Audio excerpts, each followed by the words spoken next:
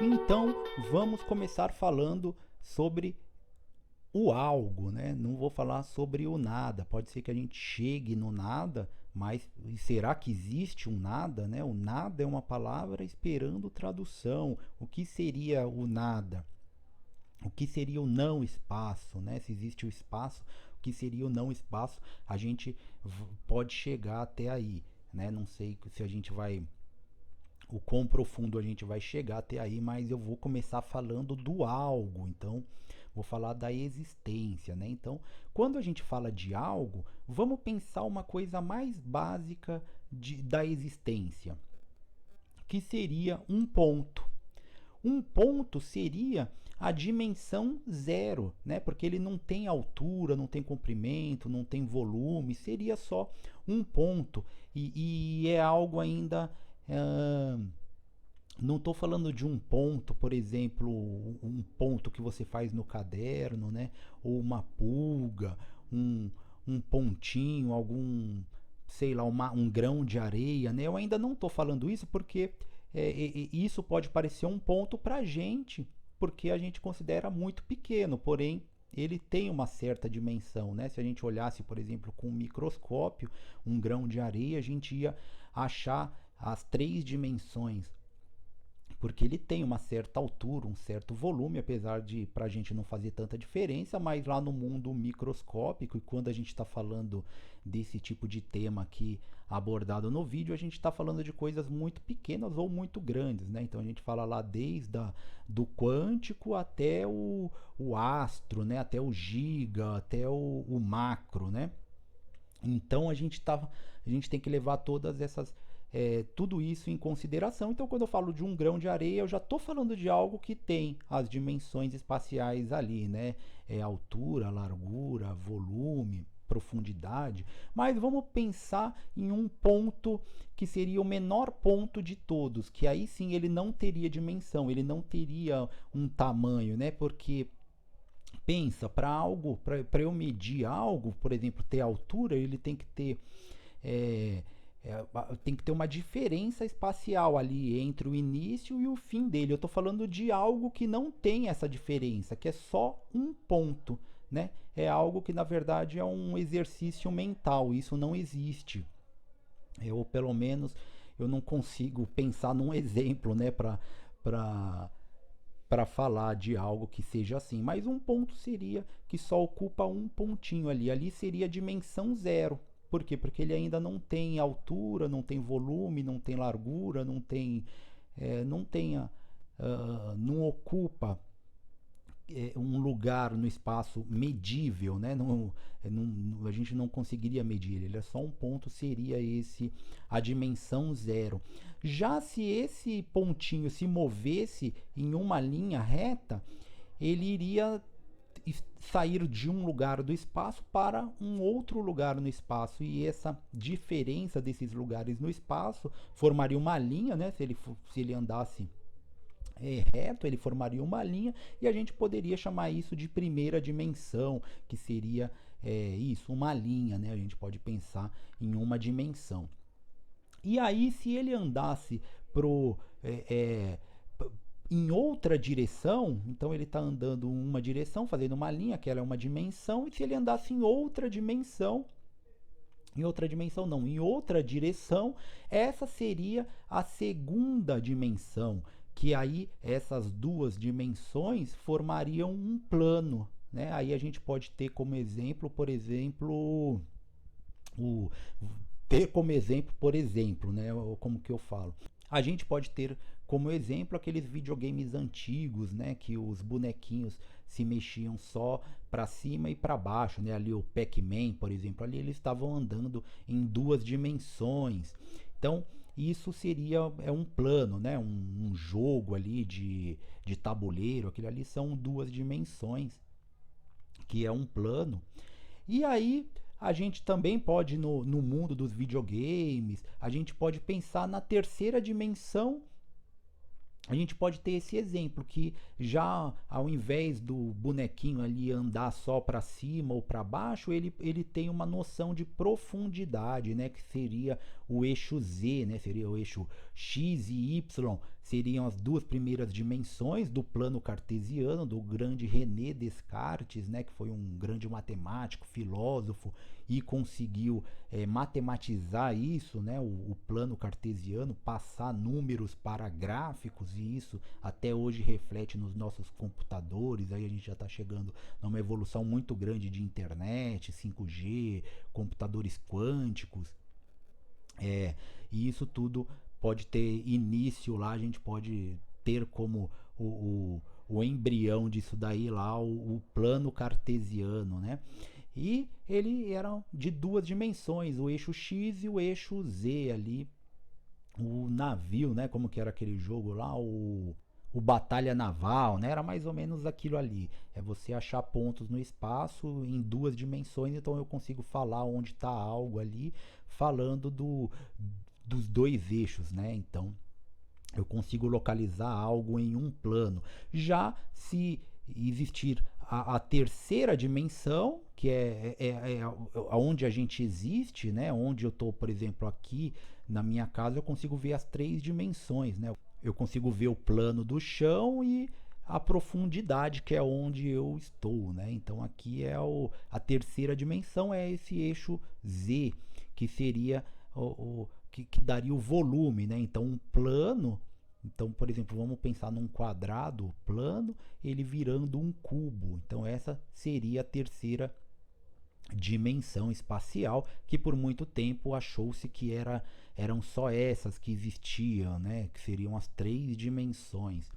E aí a gente vai falar já agora da quarta dimensão, que já é um pouquinho mais complexo, que veio com o Albert Einstein, né? Ele que descobriu que existia essa quarta dimensão, que todo mundo já sabia que ela existia, só que a gente não colocava ela como uma dimensão, que é a dimensão temporal, né? Então a gente tem as dimensões espaciais e existe a dimensão temporal. Então o tempo também é uma dimensão, e as coisas não acontecem se o tempo não passar, né? Se o tempo não ir para frente, se as coisas não acontecem, as coisas não existem, né? Então, por exemplo, se algo existe, ele teve um início. Esse início, quando a gente fala de um início, um meio, um fim, a gente já está falando do tempo.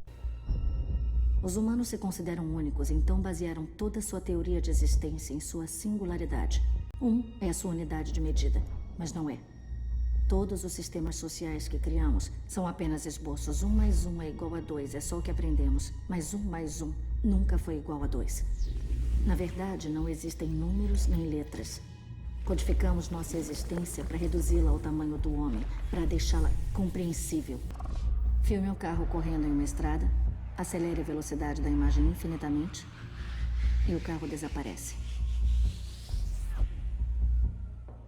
Então, que prova temos de sua existência? O tempo da legitimidade é sua existência. O tempo é a única unidade real de medida. Ele é prova da existência da matéria. Sem o tempo, não existimos. O tempo é a quarta dimensão, que todo mundo sempre soube que existe o tempo, né? Isso aí é uma coisa muito intuitiva para todos, sempre calculou-se o tempo. Antes de existir relógio, já se calculava se existia ampulheta, existia o sol, né? As pessoas sabiam, já entendiam de calendários, o passar das eras, né? O dia, a noite, as estações.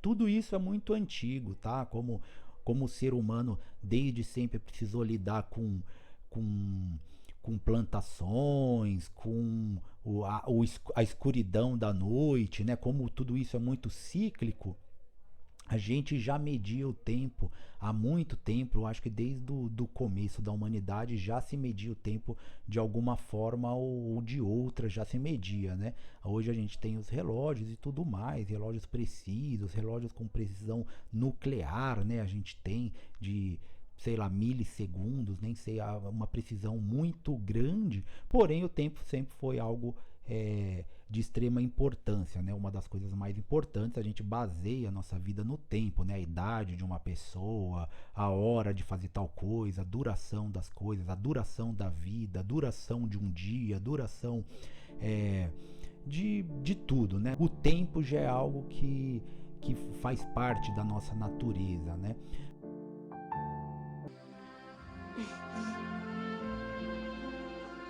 A gente cresce num instante. Um dia estamos de fraldas, no outro dia vamos embora.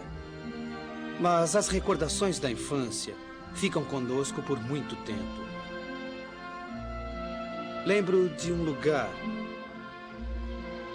de uma cidade, de uma casa, como uma porção de casas, de um jardim, como uma porção de outros jardins, de uma rua, como uma porção de outras ruas. A verdade é que depois de tanto tempo, ainda me recordo. Foram anos incríveis. Só que só depois de Einstein a gente percebeu que o tempo também era uma dimensão e colada no espaço. Isso que é o mais louco, porque a gente pensa no espaço, vamos pensar o espaço vazio, né? O espaço sem nada. Aqui nem tem como a gente conceber muito, porque aqui tem as coisas, né? E tem o ar. Se a gente começa a tirar as coisas do espaço, a gente vai ter o ar, o espaço vai estar preenchido com o ar, apesar da gente não ver, a gente achar, aqui tá vazio. Não tá vazio, tem ar, né? Mas e se a gente tirar o ar? Vai ter o espaço vazio. E esse espaço vazio, ele é como se fosse uma teia, como se fosse uma rede, né? Ele é algo que tem essas três dimensões e tem a dimensão do tempo. E essa dimensão do tempo, ela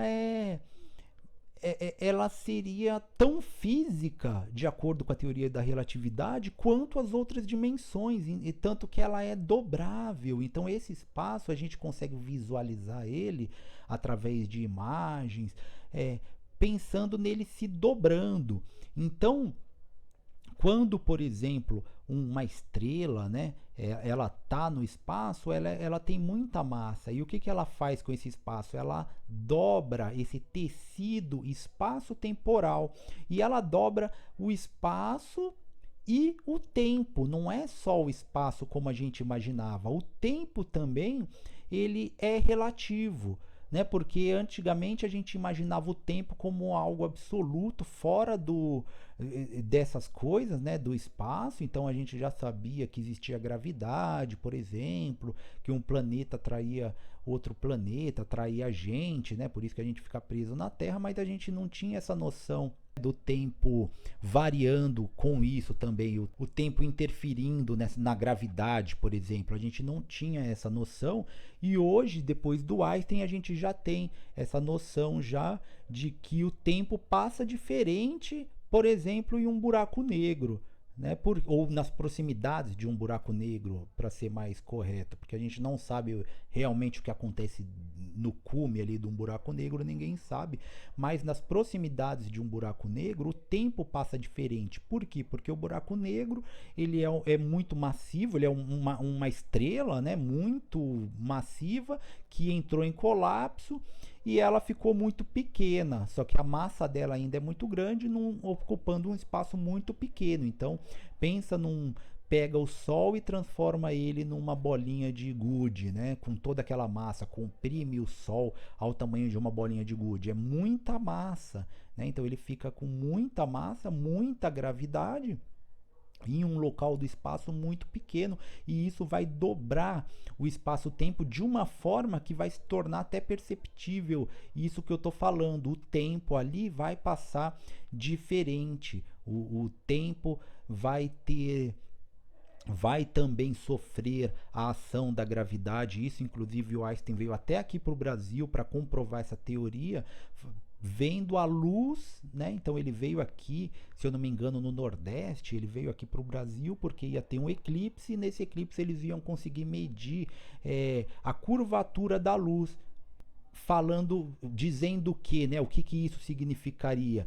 Que a luz, ela sofrendo essa deformação com o eclipse, esse desvio, ele mostrou, ele comprovou que a luz ela estava sendo desviada pela curvatura do espaço. Então, antigamente, quando a gente pensava na gravidade, a gente pensava em corpos se atraindo, né? Então, massa atrai massa, e a luz não tem massa. Então, a luz não era para ser atraída pela gravidade. Porém, a gente, num buraco negro, até a luz, né? Por isso que chama buraco negro, porque a luz ela é absorvida por esse buraco negro. Por quê? Porque existe essa deformação no tecido espaço-temporal. Então até a luz ali não consegue não consegue escapar dessa deformação, que foi isso que o Einstein comprovou aqui no nosso Brasilzão. Einstein percebeu que é assim que a gravidade funciona de fato. Ela é a deformação do espaço-tempo causada pelos objetos nele. Em outras palavras, a gravidade é a própria forma do espaço-tempo. E a luz é muito importante, né? Quando a gente fala desse tema, o tema desse vídeo é dimensão, né? As dimensões. Só que a luz ela é muito importante para a gente entender esse tema. Por quê? Porque a luz ela foi o início, ela foi o start ali para a gente entender hoje essa composição das 4 dimensões. Por quê? Porque a luz ela tem uma coisa que é diferente de tudo, que é a constância da sua velocidade. A luz ela não tem uma velocidade relativa. Tudo tem velocidade relativa. Então, por exemplo, uma pessoa subindo uma escada rolante, né? Ela está subindo a escada rolante correndo. Ela está correndo e a escada rolante funcionando normalmente, a velocidade dela vai aumentar, né? Ela vai somar a velocidade dela correndo mais a velocidade da escada rolante, e ela vai chegar muito mais rápido lá em cima. Já se ela fizer ao contrário, a velocidade ela vai se subtrair, né? Pensa, a pessoa descendo uma escada rolante e a escada rolante subindo e a pessoa correndo para baixo. As velocidades elas vão uma anular a outra, né? Que é o que acontece numa esteira ergométrica, por exemplo, da academia ali. O cara fica correndo na direção contrária da esteira e ele não sai do lugar e fica sempre correndo ali igual um otário, né? Mas isso mostra o que? A relatividade da velocidade. A velocidade depende, né? Então, pensa uma ambulância que está chegando perto de você com a sirene, aquele barulho, como ela está chegando perto, ela vai chegar mais rápido em você ainda, né? Não é óbvio isso. Pensa, uma ambulância está com a sirene, conforme ela vai chegando mais perto de você, essa sirene vai chegando mais rápido até o seu ouvido. Se a ambulância estiver se afastando, vai ser mais difícil essa sirene chegar no seu ouvido até um lugar que você nem vai mais ouvir, né? Essa sirene. Agora o sol não, a luz, com a luz não acontece isso. A luz, a velocidade dela sempre vai ser a mesma. De acordo com Einstein, se Superman estivesse perseguindo um feixe de luz na metade da velocidade da luz, o feixe vai continuar se afastando dele, exatamente na mesma velocidade. Conforme um objeto se aproxima da velocidade da luz, sua massa aumenta vertiginosamente. Se um objeto tenta viajar a 300 mil km por segundo, a sua massa se torna infinita, e essa seria a energia necessária para movê-lo. Por essa razão, nenhum objeto normal pode viajar à velocidade da luz. Pelo menos esse segundo ao nosso conceito de física atual. E a luz fica como sendo esse limite aí. Então a velocidade da luz, a própria luz, ela fica sendo como esse limite, até porque a luz é algo que é constante, né? Então a velocidade dela não varia, mas por que será que ela não varia? Aí tem a ver com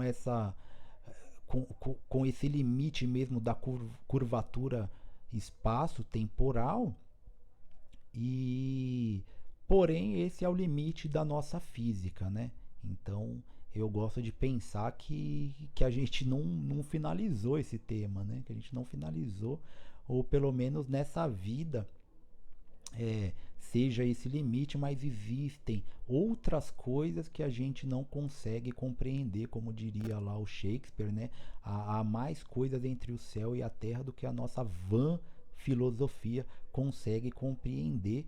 E com isso eu vou acabando esse vídeo aqui, que já ficou comprido, com essa reflexão aí, né? Esses limites, essas 4 dimensões, e a luz nesse meio aí sendo uma coisa, uma energia eletromagnética, e ao mesmo tempo ela é onda, ao mesmo tempo ela é partícula, e tem essa velocidade limite, e aí a gente vai chegando nessas zonas de raciocínio, que são zonas limites que ao mesmo tempo que limitam a gente, né, que a gente não consegue ultrapassar, mas também elas dão margem a um horizonte de possibilidades de existência e de não existência que fazem aí a nossa vida ficar muito mais interessante e menos presa, né, e menos limitada, né? Ela faz a gente pensar em possibilidades de dimensões e universos muito maiores e muito mais amplos, e de coisas que a nossa consciência não consegue compreender, mas que talvez um dia a gente exista nesses lugares que talvez a gente ache que seja a não existência.